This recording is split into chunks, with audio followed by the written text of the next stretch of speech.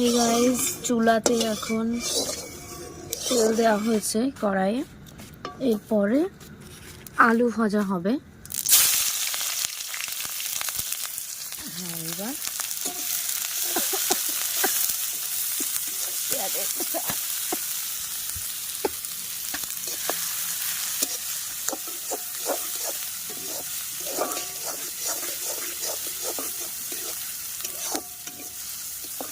পেঁয়াজটা একটু লাল হলে তারপরে আলু দিয়ে দেব। ওই পাশে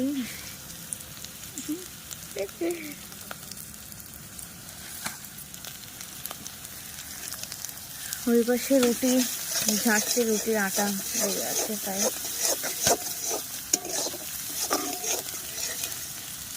আলুতে বেশি তেল দেওয়া যাবে না, কারণ বেশি তেল হয়ে গেলে অসুবিধা আছে, বকাবকি হবে।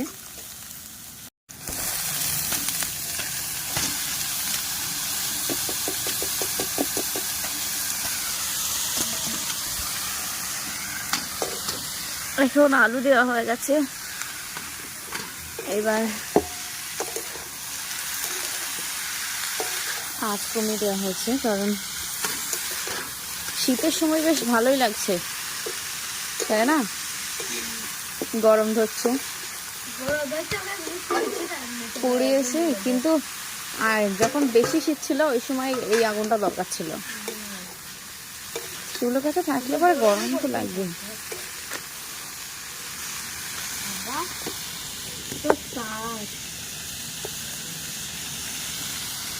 এই কড়াইতে এবার ঘরে তোলা যাবে না, যা কালি হয়ে যাবে, প্রচুর কালি হয়ে যাবে। লদে আছেটা কি হয়ে যাবে, তাও কালি হয়ে যাবে। চুলোতে রান্না করবে বললে হবে, অনেক টাইমের ব্যাপার চুলোতে রান্না করা, নাহলে তো হয়ে যায়। হ্যাঁ, চুলোতে রান্না করার সময় এই কড়াইটা রান্না করলেই হবে। তাছাড়া ওই নতুন কড়াইটাতে পরে রান্না করলে তাহলে পরে কালি হবে না। কিন্তু কালি কড়াই তো রাখা অসুবিধা, কালি কড়াই রাখলে ওদিকে কালিগুলোতে সব কালি বোঝাই হয়ে যাবে। দেখি লবণ টবণ গুলো কোথায় আছে, ওইখানে।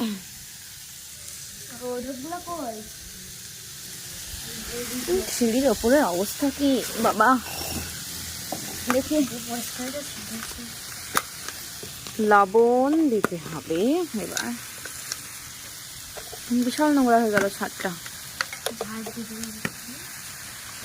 দেখি। লঙ্কা দিয়েছি এমনিতেই, যদি আবার যদি লঙ্কা দিই ঝাল হয়ে যাবে। আলুতে এবার বেশি হলুদ দিলে পরে হলুদ হলুদ হয়ে যায়, ভালো লাগে না খেতে। চায়ের লিকারের মুখটি কোথায়? ওটাও মুখটি খুলে দিয়েছিস, কি জ্বালা। আগে মুখটিটা মার, আগে মুখটি মার।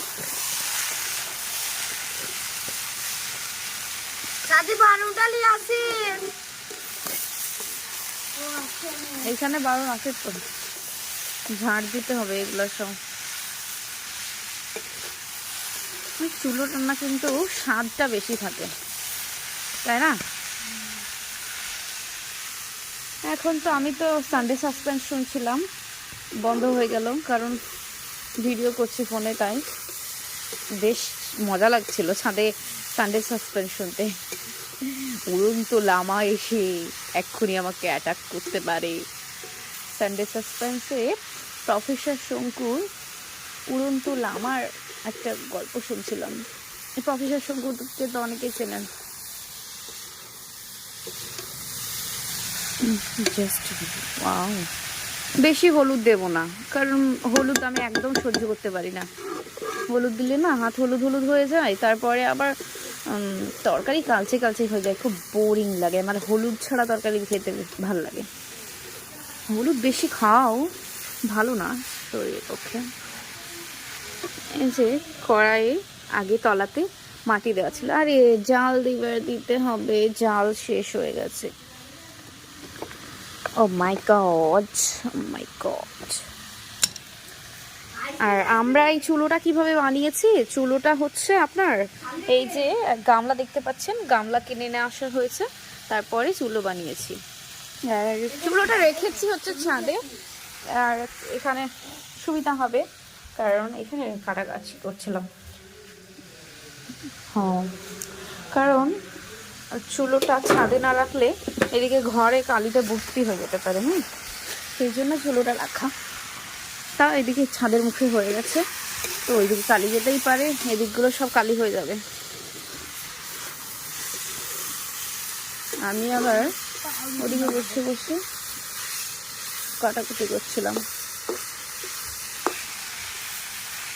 এখন আলু হোক, ভিডিও পজ করতে হবে। এখন আমি সিঁড়িতে আলু ভাজা খেতে বসে গেছি, কারণ ওই পাশে রান্না হচ্ছে, এতে আমাকে অংশগ্রহণ করতে হবে। তাই কি রে মারামারি করছিস?